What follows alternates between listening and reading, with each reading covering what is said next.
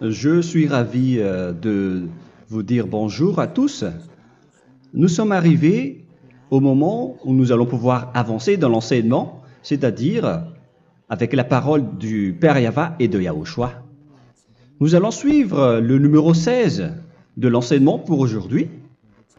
Donc nous sommes à nouveau arrivés au moment où nous allons pouvoir avancer avec l'enseignement qui porte le numéro 16 pour notre enseignement d'aujourd'hui. Et le titre de l'enseignement, c'est que vous devez être baptisé par Elia lorsque vous êtes convaincu. Et je vais continuer pour que vous soyez sauvés, pour que vous ne péchez plus. Justement, donc, vous devez être baptisé. Mais pourquoi devez-vous être baptisé? Pour quelle raison? Lorsque vous êtes vraiment convaincu, excusez-moi, la loi dit que il faut faire de toutes les nations des disciples et les baptiser après. Nous allons lire cette parole d'abord, qu'il faut faire de toutes les nations des disciples et les baptiser après, selon le livre de... Qui déjà? Marc. Attendez d'abord. Non, c'est Matthieu 28.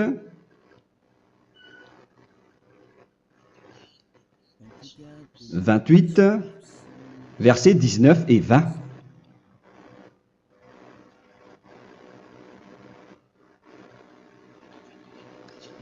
Matthieu 28, 19, 20.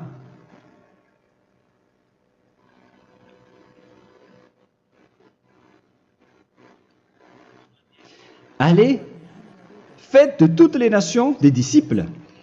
Ici donc, il faut faire toutes les nations des disciples. Les baptisons au nom du Père, du Fils et du Saint-Esprit. Donc, à la fois,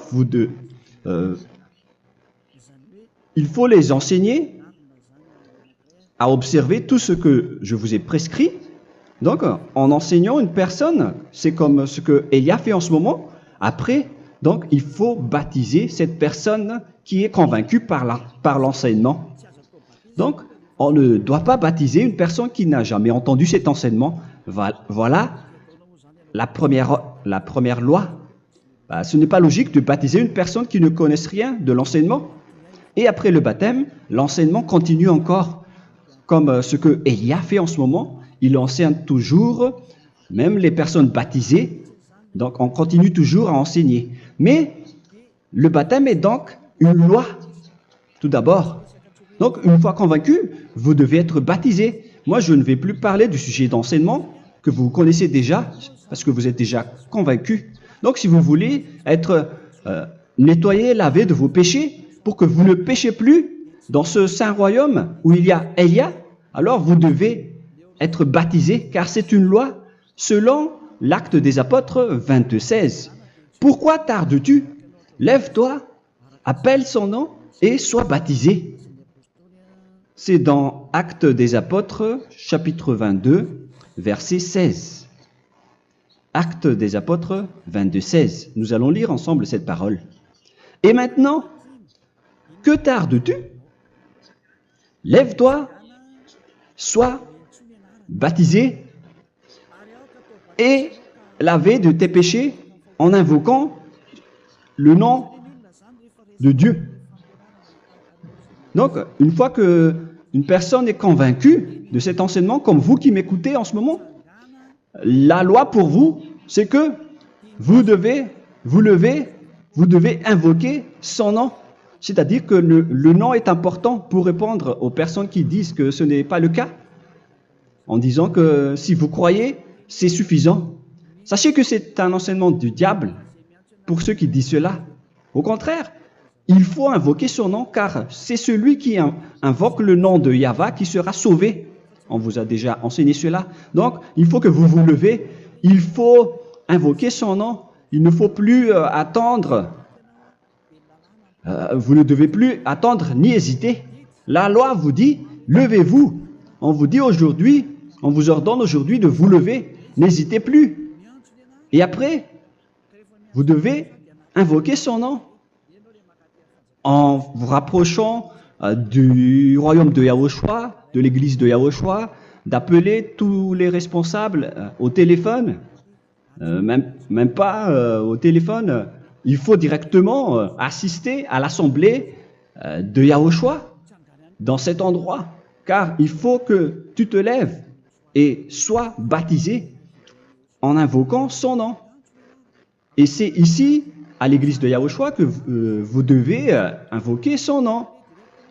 Alors, c'est une loi, vous ne devez plus rester dans votre maison et il faut nous rejoindre maintenant. Soyez baptisés en Yahushua et non pas en Jésus, car les baptêmes que vous avez faits auparavant n'est pas le baptême en Yahushua. Donc, votre baptême n'est pas valable, n'existe pas du tout. Et votre baptême, au contraire, il est pire lorsque vous l'avez fait avec des autres dieux comme Jésus, car vous allez le revêtir jusqu'à votre mort. Car selon Galates 3, 27, vous revêtez le Dieu à qui vous êtes baptisé. Comme par exemple, si vous êtes baptisé en Yahushua, vous revêtez en Yahushua. Mais les fidèles de Jésus, ils revêtent Jésus. Alors que vous voyez bien que ce Dieu, c'est un faux Dieu qui n'ôte pas les péchés, qui vous jette en enfer et qui n'existe même pas. Parce que si jamais il existait, vous devez aussi être ôté de vos péchés. Mais ce n'est pas le cas. Vous revêtez un faux Dieu, un envoyé du diable. Pourquoi? Car tous ceux qui sont pécheurs viennent du diable. Nous allons donc lire la parole de Dieu à ce sujet dans Galates 3, 27 pour vous dire que c'est un faux baptême que vous avez fait. Donc si vous avez été baptisé en lui, alors vous allez être avec le diable jusqu'à la fin. C'est ce qui est pire avec votre baptême qu'il faut enlever et supprimer rapidement, car vous êtes avec le diable. Les pécheurs viennent du diable, et ce faux Dieu, il vous rend toujours pécheur, jusqu'à maintenant. Il vous encourage de rester pécheur, non méritant. Ça vient d'où? Ça vient de qui, ce faux Dieu-là? À ce sujet, il vient du diable, car les pécheurs viennent du diable. Ce faux Dieu qui n'existe même pas, ce n'est qu'un collaborateur du diable. C'est dans Galates 3, 27. Je vous donne la parole en vous disant qu'il faut fuir rapidement de cet endroit qui ne vous convient pas. Le dernier baptême, ce sera pour le 8 mars 2026 à Madagascar. Et après, il n'y aura plus de baptême ici. Galates 3, 27. Vous tous qui avez été baptisés en Yahushua, par exemple, alors vous avez revêtu Yahushua. Voilà la parole. Donc, si vous avez été baptisé en Jésus, alors vous revêtez Jésus. Comme avec votre dernier baptême, vous allez toujours revêtir celui-là. Et ce vêtement ne sera jamais ôté tant que vous ne vous rapprochez pas de Élia. C'est lui uniquement qui peut vous enlever de ce baptême, de ce Jésus qui vous rend pécheur. Un collaborateur du diable et qui vient du diable. C'est dans 1 Jean, pour vous dire, est-ce que vous pouvez toujours rester dans votre ancien baptême après tout ce schéma? 1 Jean, chapitre 3, verset 8. 1 Jean 3, 8. C'est où déjà? Celui qui pêche est du diable, car le diable pêche dès le commencement. Vous voyez? Et voilà ce qui est pire. C'est votre Dieu même qui vous rend pécheur et qui vous dit que vous devez être pécheur. C'est lui-même, à ce sujet-là, qui vient du diable.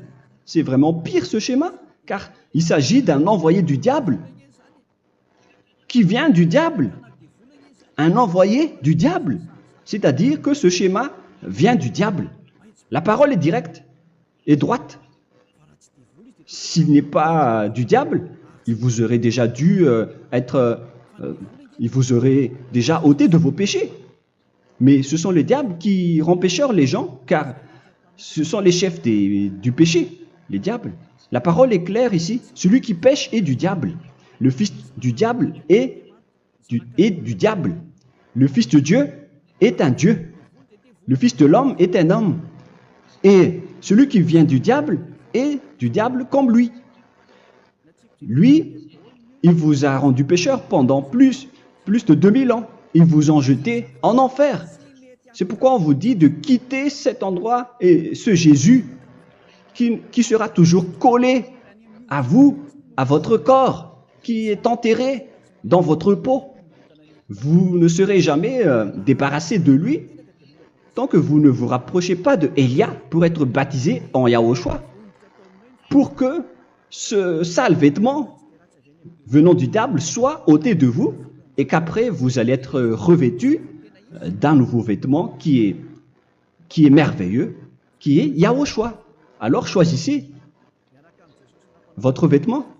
Vous allez toujours être Jésus qui est déjà collé à vous, et une fois mort, vous irez en enfer, car il est déjà collé à vous. Soit vous l'enlevez directement à travers le baptême avec Élia. Le rendez-vous, c'est pour le 8 mars 2026. Vous allez être baptisé par Élia pour l'enlever, car ça n'existe pas du tout. C'est une tromperie pour vous. Ce n'est même pas un baptême. C'était le fait de faire entrer du diable à l'intérieur de vous. Si vous voulez être libéré de cela, vous devez vous rapprocher de Élia à travers le baptême pour que la parole soit bien placée dans Actes des Apôtres 22, 16. Revoyons cette parole. Actes des Apôtres 22, quel verset déjà? 22, 16. Voilà. Et maintenant, que tardes-tu? Lève-toi. Voilà l'ordre pour vous. Lève-toi, ne tarde plus. En invoquant son nom. C'est un ordre. Invoque son nom. Et sois baptisé et lavé de tes péchés. Car celui qui t'a rendu pécheur, c'est Jésus ou Jesus. Alors si tu ne veux plus pécher, alors enlève Jésus ou Jesus de toi avec le vêtement que tu as reçu lors de ton baptême avec lui. Il faut l'enlever, sinon tu ne seras jamais sauvé, épargné, car c'est déjà devenu un vêtement collé à ton corps. La seule solution pour toi, c'est de te rapprocher de Élia pour être ôté de tes péchés, car la loi est claire ici. Tu vas être lavé de tes péchés, et c'est ici, dans cet endroit où il y a Élia, qu'il y a l'ôtement du péché. Pourquoi vous êtes ôté de vos péchés? Pour quelle raison? D'abord, vous êtes déjà lavé à travers le baptême, on vous nettoie. Et une fois nettoyé, une fois lavé, qu'est-ce qui se passe à ce moment-là? Pour que les gens ne pêchent plus en vrai, car toutes les personnes qui sont baptisées en Yahushua revêtent Yahushua. Vous êtes mariés à Yahushua. Et c'est à travers ce baptême, après votre baptême, c'est à partir de là, après avoir suivi toutes ces lois, car le baptême c'est une loi. Lorsque vous êtes convaincu, après avoir écouté l'enseignement, vous décidez de quitter le faux Dieu qui vous rend pécheur. Alors, vous êtes baptisé, vous allez revêtir Yahushua pour quitter le faux Dieu qui vous rend pécheur. Donc, après le baptême en Yahushua, vous revêtez Yahushua. Vous avez été lavé, vous êtes bien propre et pur. Vous êtes sorti comme une personne originale qui est merveilleux, très merveilleux devant le Dieu d'Abraham. Vous êtes complètement purifié jusqu'à votre fond de conscience à travers ce baptême venant du sang de Yahushua qui vous nettoie jusqu'au fond de toutes vos pensées, car le baptême marque la mort de Yahushua. Yahushua est mort pour vous verser son sang pour vous. Tout cela confirme votre relation avec Yahushua, car le baptême vous dit que vous êtes mort ensemble avec Yahushua et vous êtes ressuscité ensemble avec Yahushua. Vous avez été enterré avec lui et vous avez été ressuscité avec lui dans la vie éternelle. Voilà la vie avec Yahushua et le baptême avec Yahushua.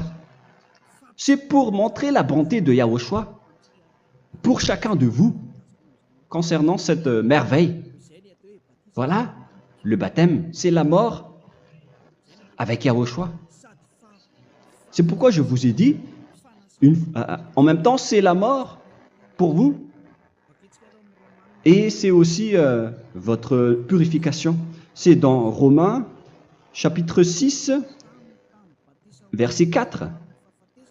Nous avons donc été ensevelis avec lui par le baptême en sa mort, afin que, comme Yahushua est ressuscité des morts par la gloire du Père, de même, nous aussi, nous marchions en nouveauté de vie.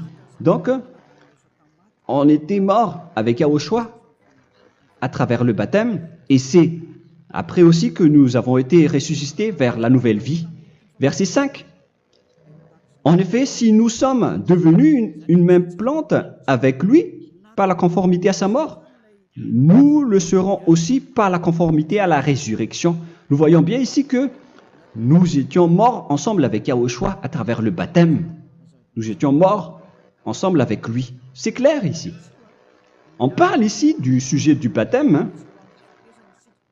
Nous avons donc été ensevelis avec lui par le baptême en sa mort, mais pas avec autre chose. C'est clair alors à travers cette parole que c'est à travers ce baptême que nous allons avoir la même geste que Yahushua.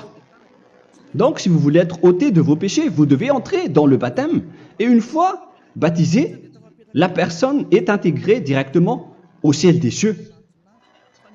Mais il y a des étapes à suivre avant d'arriver là-bas, ce que je suis en train de vous enseigner en ce moment, car l'objectif du baptême, avec la mort et la résurrection, et l'enterrement, après la fin de votre chemin, c'est le ciel des cieux.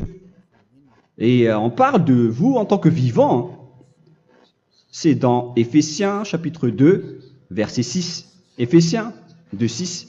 Et il nous a ressuscités ensemble, c'est-à-dire ressuscités avec Yahushua après le baptême, et nous a fait asseoir ensemble dans les lieux célestes en Yahushua, c'est-à-dire au ciel des cieux. Voilà donc les avantages des personnes baptisées en Yahushua, ceux qui ne pêchent plus.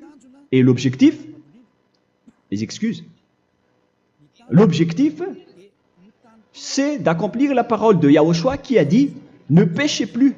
C'est ça l'objectif du baptême.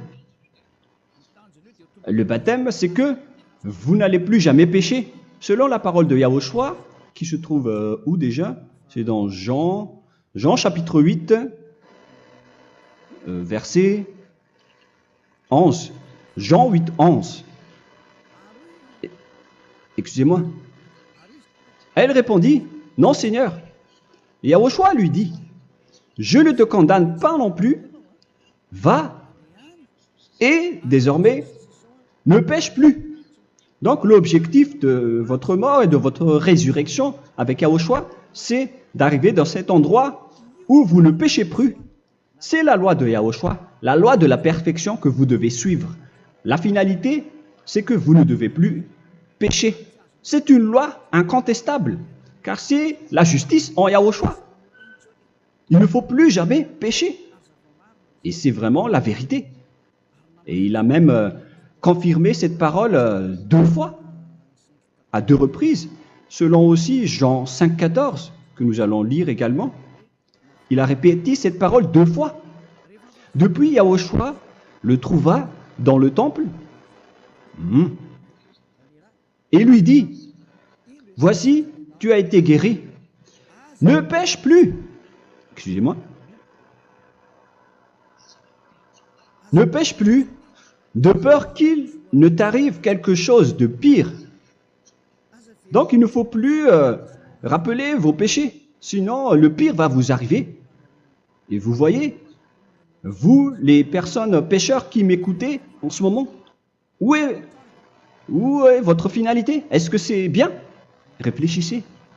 Les personnes parfaites, ce sont les personnes qui ne pêchent plus. Contrairement à vous qui dites que vous êtes toujours des pécheurs, qui ne méritent pas le ciel des cieux. Vous l'avez dit par vous-même. Mais maintenant, Élia vous appelle. Vous allez mériter le ciel des cieux si vous vous repentez et si vous acceptez le baptême en Yahushua. Pourquoi? Pour quelle raison? car vous n'allez plus jamais pécher. Par quel moyen? C'est par le programme du Père Yahva. Car une fois que la personne est baptisée, la personne boit le Saint-Esprit. Il y a donc un esprit qui va être approuvé, qui va être bu, comme une source illimitée dans son ventre, selon la Sainte Écriture. C'est dans Jean chapitre 7, si je ne me trompe pas. Où se trouve ce verset, les enfants? Si vous le trouvez,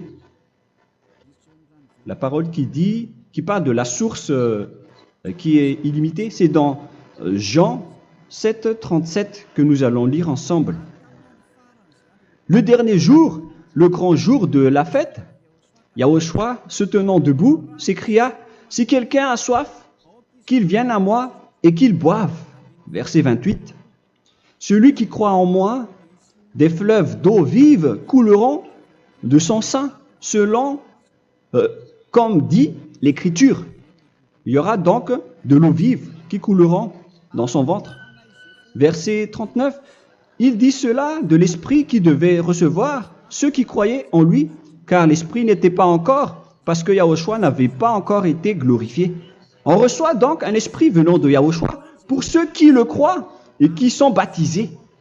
Et on le reçoit vraiment lors du baptême. C'est dans le livre de 1 Corinthiens que nous allons lire, dans le chapitre 12. Quel verset déjà? On doit chercher un peu. 12 et 13. 1 Corinthiens, chapitre 12, versets 12 et 13.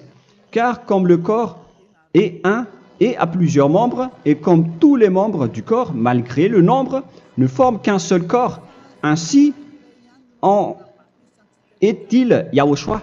Nous avons tous en effet été baptisés dans un seul esprit, pour former un seul corps, soit juif, soit grec, soit esclave, soit libre. Et nous avons tous été abreuvés d'un seul esprit. C'est dans le baptême, donc, qu'on reçoit l'esprit unique, un seul esprit. Donc, si vous êtes baptisé en Yahushua, vous abreuvez l'esprit venant de Elia, venant de Yahushua. Vous abreuvez un seul esprit venant de moi, un esprit non pécheur et qui vous rend non pécheur. Donc, tout le monde boit un seul esprit selon la Sainte Écriture. Nous vous avons tous en effet été baptisés dans un seul esprit. Vous recevez donc ce seul esprit à travers le baptême. Et qu'est-ce qui se passe après? Le Saint-Esprit va vous guider désormais. Vous le recevez lors du baptême et celui qui va vous guider pour que vous ne péchez plus. C'est dans Jean, quel chapitre déjà? Je ne me souviens plus. C'est dans le chapitre 14, peut-être. 14, 23.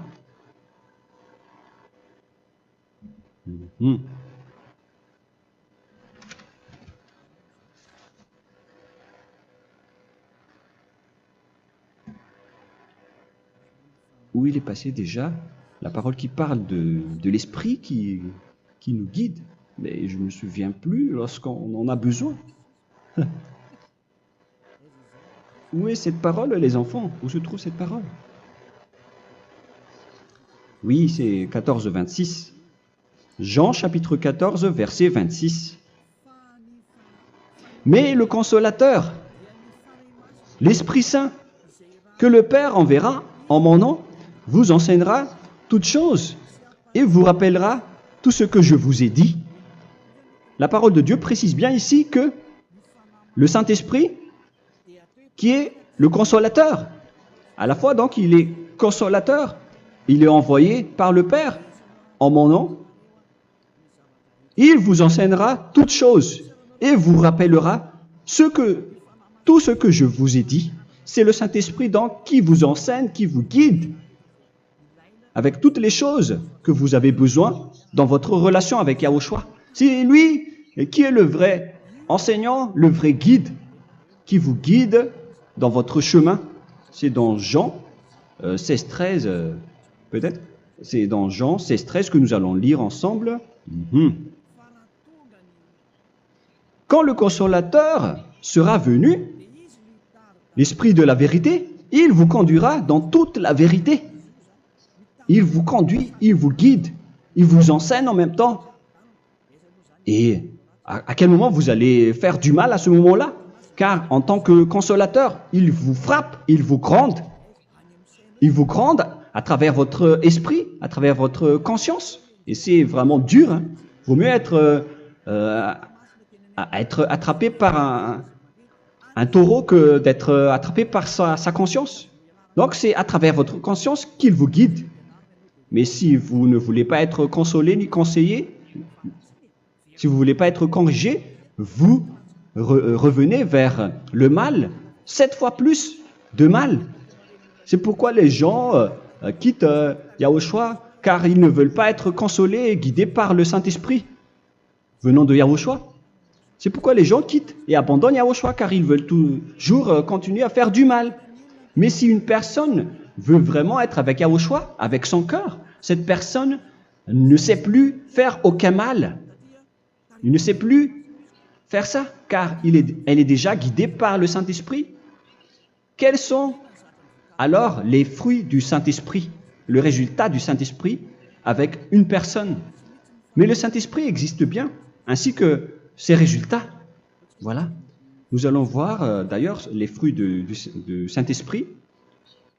C'est dans quel verset, les enfants? Je ne me souviens pas non plus. Je vais également donc la rechercher. Nous allons voir un peu les fruits du Saint-Esprit que je vais rechercher rapidement et chercher un peu. Celui ou celle qui le voit en premier, vous me le dites directement la réponse.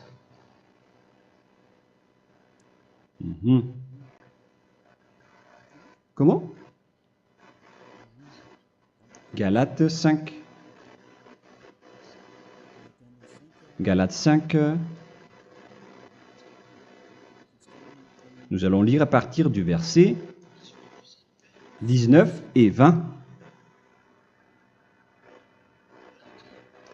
Non, on va commencer à partir du verset 22. Galates 5, 22.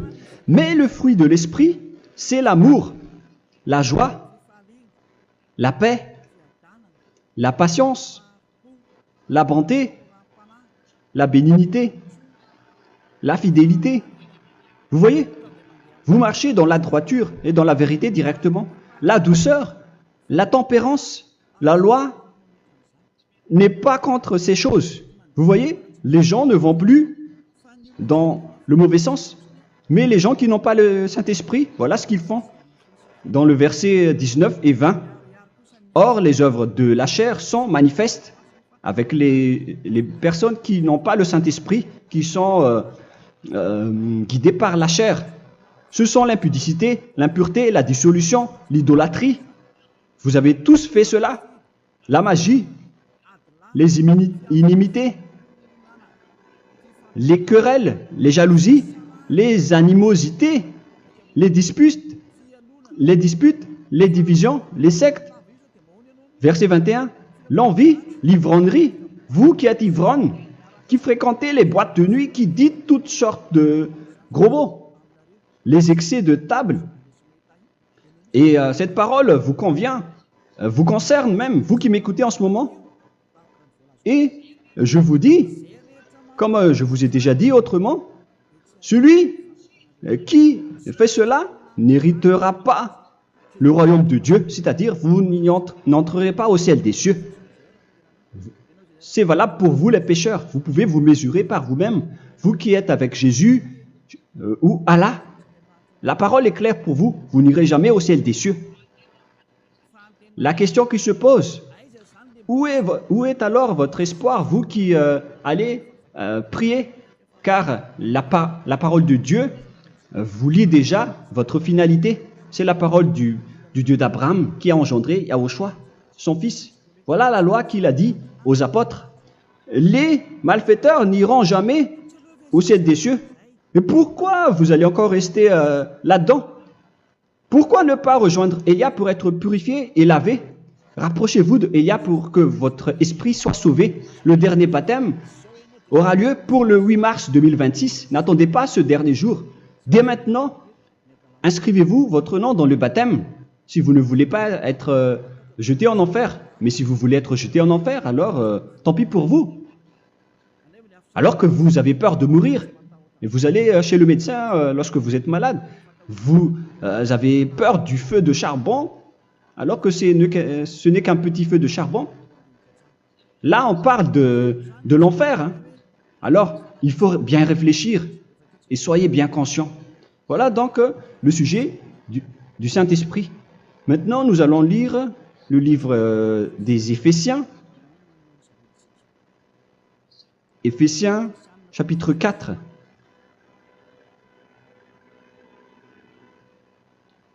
À partir de quel verset?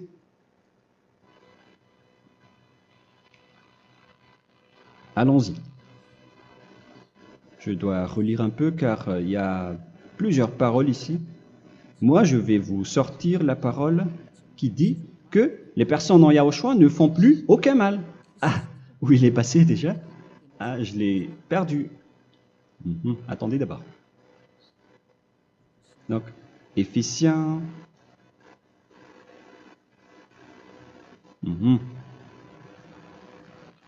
C'est dans le chapitre 5, on dirait. Et nous allons voir tranquillement. Mais nous allons voir dans Galates 5,16 d'abord. Je dis donc, marchez selon l'esprit et vous n'accomplirez plus les désirs de la chair. C'est-à-dire donc que vous devez être baptisé, car sans le baptême, vous n'aurez jamais le Saint-Esprit. Verset 17. Car la chair a des désirs contraires à ceux de l'esprit, et l'esprit en a des contraires à ceux de la chair. Ils sont opposés entre eux, afin que vous ne fassiez point ce que vous voudriez.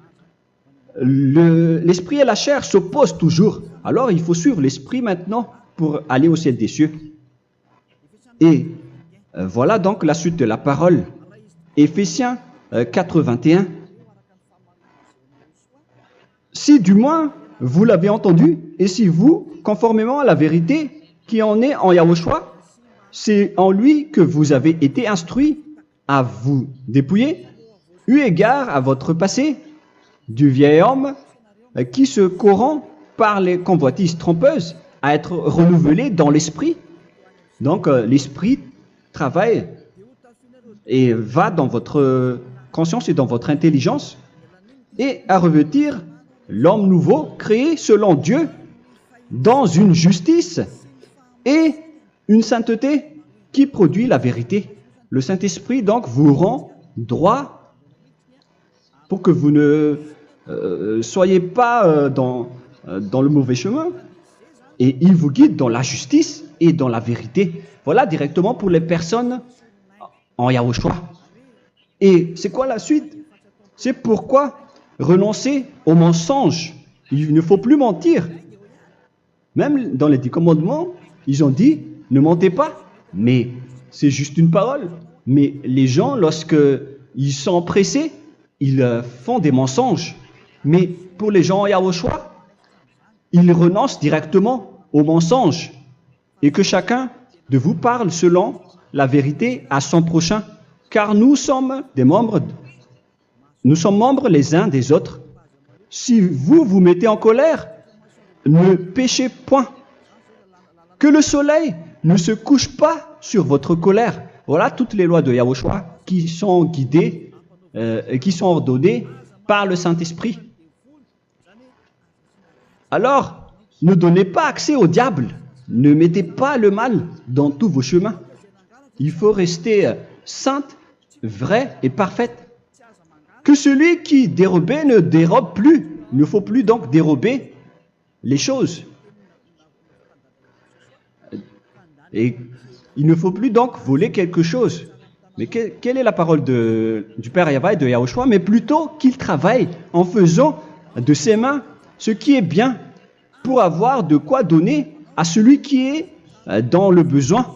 Qu'il ne sorte de votre bouche aucune parole mauvaise, mais s'il y a lieu, quelques bonnes paroles qui servent à l'édification et communiquent une grâce à ceux qui l'étendent. N'attristez pas le Saint-Esprit de Dieu par laquelle vous devez être scellés pour le jour de la rédemption.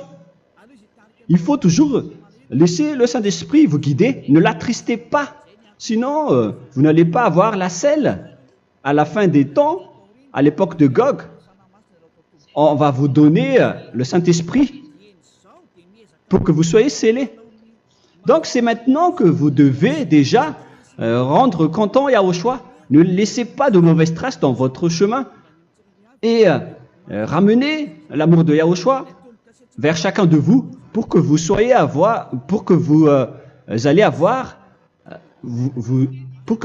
seriez scellés pour avoir le Saint-Esprit que vous avez vraiment besoin pour le dernier combat dans les fins des temps. Que toute amertume et toute animosité, toute colère, toute clameur, toute calomnie, il ne faut pas retenir et garder la colère.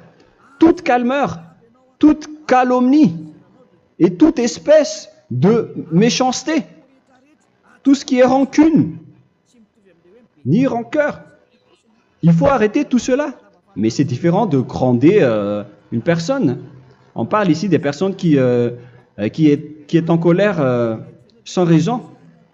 Mais lorsque vous grondez, vous n'allez pas dire à votre enfant « Mon enfant, ne faites pas ceci, ne faites pas cela ».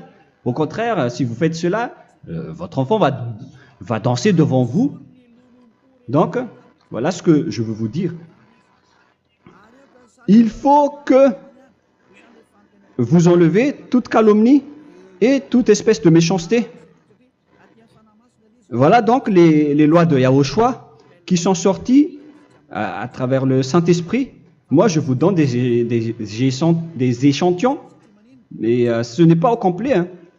La loi de Yahushua sont illimitées à travers le Saint-Esprit en fonction des circonstances et de la situation pour que vous n'attristez pas le Père Yahva et le Yahushua. Que toute amertume, verset 32, soyez donc bons les uns envers les autres, Éphésiens 4, 32, compatissant, vous pardonnant réciproquement. Donc, il faut que vous pardonnez votre ami si jamais il y a eu un petit problème. Laissez ça de côté. Il faut que vous vous pardonnez, mais il ne faut pas que vous allez recommettre des péchés après. Hein. En Yahushua, lorsque vous vous pardonnez, après il n'y a aucune rancune, comme lorsque Yahushua vous a pardonné. Mais ce n'est pas que vous allez encore revenir dans le péché. Non, non, non. C'est dans Hébreux 10, 26 qui parle des péchés volontaires. Hébreux.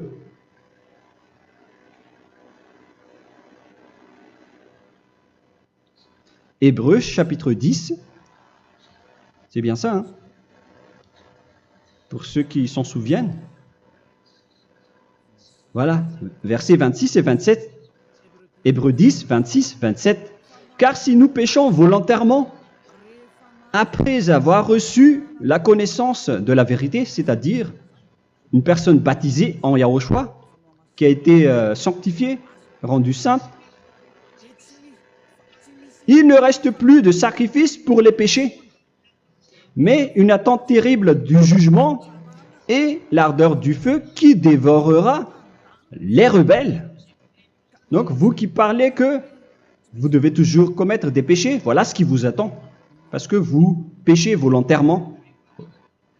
Donc, si vous péchez volontairement, alors une attente terrible du jugement et l'ardeur d'un feu va vous dévorer. Vous allez affronter la colère et le jugement avec une ardeur de colère d'un feu qui va vous dévorer. En tant que rebelle, on va vous détruire vous les ennemis, vous qui péchez volontairement.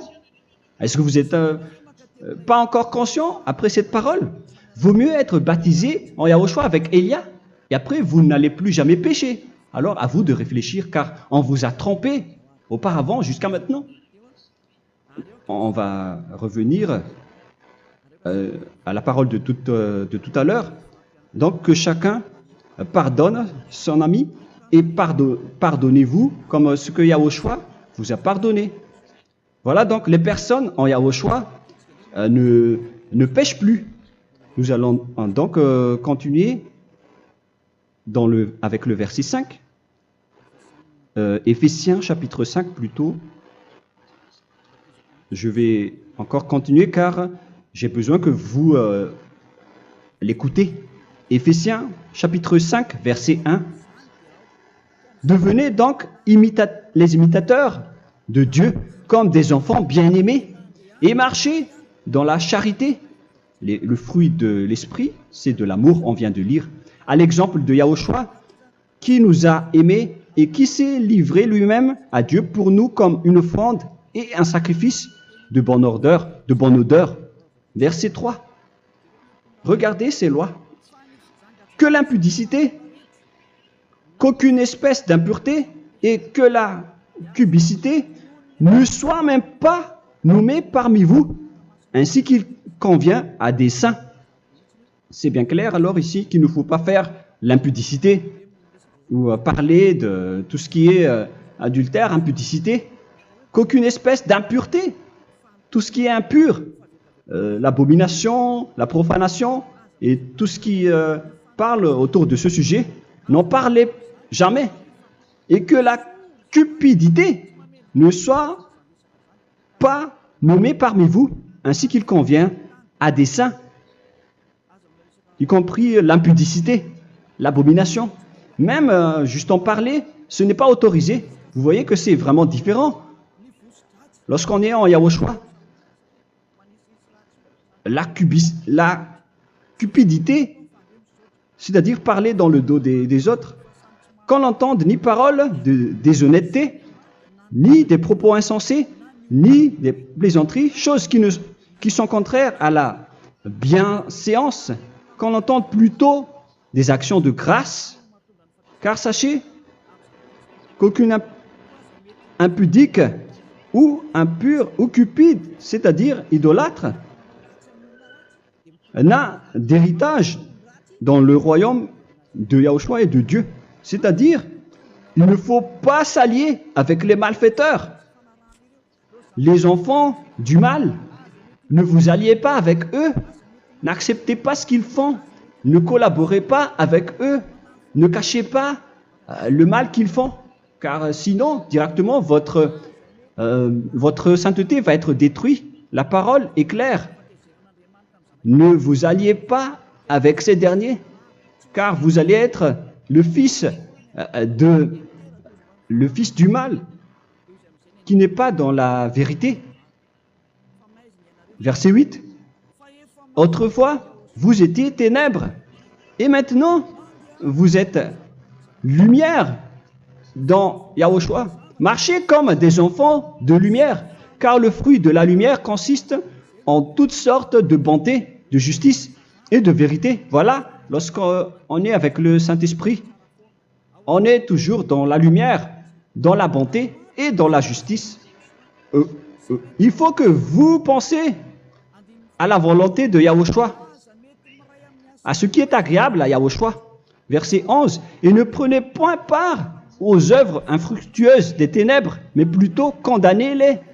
Ne faites pas l'alliance avec le diable. Ne faites pas l'amitié du diable. Ne faites pas des complots ou des compromis avec le mal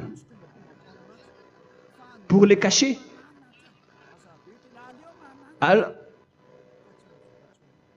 il faut plutôt les condamner, car il est honteux de dire qu'ils font en secret. Mais tout ce qui est condamné est manifesté par la lumière, car tout ce qui est manifesté est lumière. C'est pourquoi il y a la comparaison dans le Nouveau Testament pour dire, il faut que vous réveillez de votre sommeil pour que Yahushua vous illumine. Verset 14. C'est pour cela qu'il est dit, réveille-toi, toi qui dors, relève-toi d'entre les morts. Prenez donc garde de vous conduire avec circonspection. Si vous suivez donc le Saint-Esprit, vous ne faites plus aucun mal. Alors, il faut en profiter de faire du bien. Ne faites plus le fou. Et connaissez la volonté de Yahushua. Ne vous enivrez pas de vin. Ce n'est plus bien de faire cela. C'est de la débauche. Soyez au contraire l'empris de l'esprit. Entraînez-vous par des psaumes et des hymnes et par des cantiques spirituels, chantant et célébrant tout votre cœur les louanges de Yahushua. Rendez continuellement grâce à toutes choses à Dieu Père au nom de notre Seigneur Yahushua. Voilà, c'est suffisant. Je viens de vous donner les lois de la Nouvelle Alliance qui n'est pas du tout associée aux 10 commandements. Ça n'a rien à voir avec les 10 commandements. Si vous avez bien écouté, j'ai dit des choses complètement différentes qui ne se trouvent pas dans les 10 commandements. Notamment le baptême, ça n'existe pas là-bas. Et donc, c'est après le baptême que vous allez abreuver le Saint-Esprit et après, vous n'allez plus faire aucun mal. Nous remercions infiniment Yahushua à travers cette parole. Je suis sûr que vous êtes contents pour aller dans cet endroit où personne ne pêche plus. Alors, approchez-vous de Élia, qui est l'envoyé du Père Yahva et de Yahushua. Une fois que vous suivez Élia, vous n'allez plus jamais pécher, car vous allez être avec Yahushua. C'est seulement dans ce saint royaume où il y a Ziadia Elia qu'il y a des personnes qui ne pêchent plus sur cette planète Terre. Mais les autres ne sont que des pécheurs et il y a même des voleurs et des imposteurs. Je vous souhaite le meilleur pour que vous allez inscrire votre nom dans le baptême. Inscrivez votre nom car le temps presse, le moment est proche. Il ne reste plus que environ 170 jours. Bientôt, nous allons entrer dans les 160 derniers jours, et après 150, et après 100, il ne restera plus que 100 jours. Alors, faites le maximum d'efforts, n'attendez pas le dernier moment pour inscrire votre nom, parce que si vous mourrez avant, qu'est-ce qui va vous arriver? Vous ne savez rien de ce qui va vous arriver avec votre esprit. C'est le diable qui vous encourage à faire du mal. Il ne veut pas que votre esprit soit sauvé, mais moi je vous dis, sauvez votre âme, n'acceptez plus. Suivez Yahushua à travers Élia qu'il a envoyé parmi vous. On m'a envoyé pour vous sauver. Alors, rapprochez-vous de lui maintenant. N'ayez plus peur de personne. Sauvez votre esprit, car les humains sont comme vous. Ils ne vous sauvent pas, ils ne peuvent pas vous sauver. Mais sachez que votre esprit va être jugé. Et sachez aussi que vous ne pouvez pas vous battre avec le Dieu d'Abraham. Alors sauvez votre esprit, rapprochez-vous de Élia, nous irons en Yahushua, car c'est à travers moi que vous pouvez l'approcher. Prions ensemble. Merci infiniment, Père Yahva, pour toutes ces paroles. C'est vraiment du salut, de la miséricorde et de la vie éternelle. Faites en sorte que les gens connaissent cette vraie parole que je suis en train de leur donner, car c'est de l'amour et c'est du salut pour eux. Sauve-les, Père Yahva, pour qu'ils soient conscients de la vérité. Ce qu'ils ont fait auparavant ne sont pas du tout vrais. Voilà le vrai salut pour eux. Père Yahva, tu es le Dieu de toutes les choses. Tu es le Dieu du ciel des cieux. Tu es le Dieu de Yahushua. Tu es le Dieu de Ziadia Elia. Ouvre la conscience des gens pour qu'ils écoutent cette vérité, pour que chacun court pour prendre une décision et pour qu'ils n'attendent plus personne pour se rapprocher de toi, Père Yahweh et Yahushua. Donne la force à chacun pour qu'ils te cherchent. Sauve les gens, Père Yahweh, pour qu'ils échappent à la destruction de leur chemin et de leur esprit, pour qu'ils écoutent la parole de Elia venant de toi, Père Yahweh, et de toi aussi, Yahushua. Sauve les gens, et je suis confiant que tu vas vraiment sauver les gens, pour que tu ouvres tes portes pour terminer cette période de salut. Merci, Père Yahweh. Gloire éternelle à toi. Je demande tout ça aux Malagasy et au reste du monde. Pour les Malagasy, il reste encore quelques mois qui n'est plus beaucoup pour eux, mais pour les autres nations, ils n'ont pas aussi beaucoup de temps pour se rapprocher de toi, mais il en reste encore un peu pour eux. Gloire à toi, Père Yahweh, et au nom de toi, Yahushua, je fais toutes ces paroles. Alléluia, Amen. Voilà donc pour notre enseignement d'aujourd'hui. Que Yahushua vous bénisse et à la prochaine. Au revoir.